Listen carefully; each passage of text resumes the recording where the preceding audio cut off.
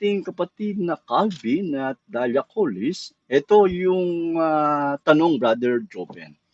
Brother Emil and Brother Job Juvencio, tanong ko lang yung sa pahayag, Kapitulo 20 sa talatang 10, regarding sa dagat-dagatang apoy. May nabanggit kasi doon na pahihirapan ang naandoon araw at gabi. Nag-i-exist pa ba doon ang araw at ang buwan? Ang alam ko kasi, kadiliman lang. Ayun. Oo.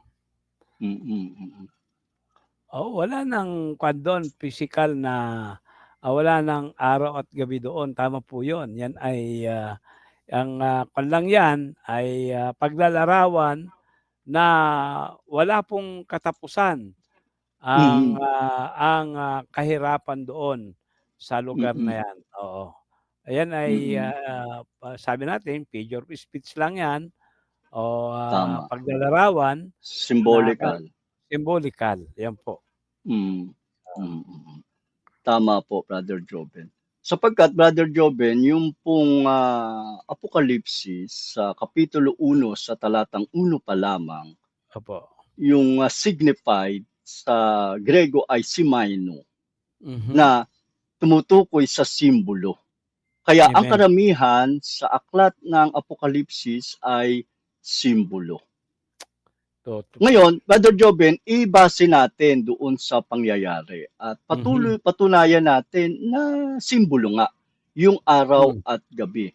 Yung binanggit ng kapatid na Calvin ay nasa talatang 10. At sa talatang 11, itutuloy lang natin. At nakita ko ang isang malaking luklukang maputi at ang nakalukluk doon, na sa kanyang harapan ang lupa at ang langit ay tumakas at walang nasumpungang kalalagyan nila.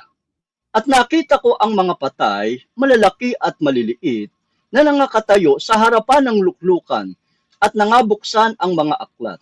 At nabuksan ang ibang aklat na siyang aklat ng buhay. At ang mga patay ay hinatulan ayon sa mga bagay na nasusulat sa mga aklat, ayon sa kanilang mga gawa. At ibinigay ng dagat at mga patay na nasa kanila. Ibinigay ng kamatayan at ng Hades ang mga patay na nasa kanila. Sila'y hinatulan bawat tao ayon sa kani-kanyang mga gawa.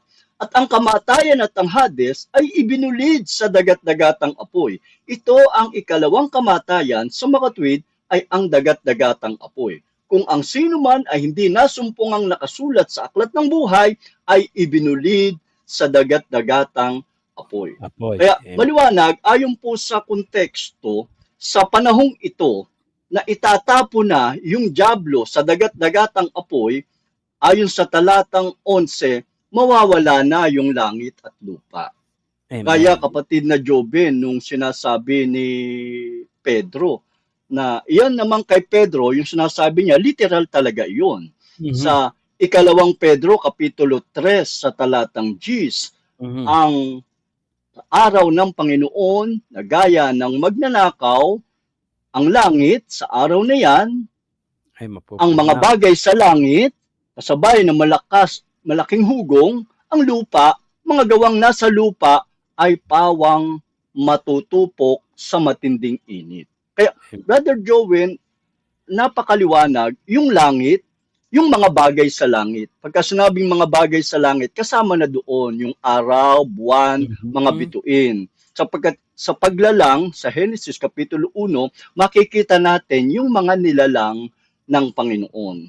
Na ang buwan, araw, at mga bituin. Kaya anumang mga bagay sa langit ay mapupugnaw, matutupok sa matinding init. Kaya nga, Brother Joven, sa dagat-dagatang apoy ay wala nang liwanag doon. Kaya ang ibig lang sabihin, Brother Joven, ng araw at gabi ay symbolical na ito ay tuloy-tuloy o walang humpay na parusa. Parusa, amen. Opo. Kaya sinabing araw at gabi. Sapagkat kung itutuloy pa natin ang pagbasa, gaya ng aking binasa, Brother Joven, maging yung Hades na ibinigay niya yung mga patay, ay Ay, oo. ibubuli din yun sa dagat-dagatang apoy. Mawawala din yung Hades eh. Kaya Amen. yung mundo matutupok kasama Mhm. yung mga bagay sa langit, yung langit Mhm. at lupa, Mhm. matutupok ito, ang Hades ay bubulit sa dagat-dagatang apoy, ang matitira na lang yung langit para sa buhay Amen. na walang hanggan at yung impyerno o dagat-dagatang apoy para sa parusang walang hanggan. Kaya Walang hirap. wala na Opo. dong liwanag. At Brother Joben, kung pag-aaralan natin ang napakaraming talata na tumutukoy sa impyerno ay Mhm. kadiliman. Amen. Kadiliman. Walang sinasabi na ang impyerno ay maliwanag. Bagamat Opo. may apoy. Pero karamihan sa sinasabi tungkol sa impyerno ay kadiliman. Hindi natin Kadiliman. maiisa-isa ngayon, Brother Joben, dahil Ayan. maraming talata. Kaya Opo. yan lamang, kapatid. Bay, dagdag po kayo, Brother Joben. Okey na po kapatid, okey Oo. na siya. Kaya lamang, Brother Calvin at Dalia Cole, symbolika lamang yun. Ayon sa konteksto, tumutukoy lamang yun sa tuloy-tuloy at walang patid na parusa. Ayan. At mula po kay kapatid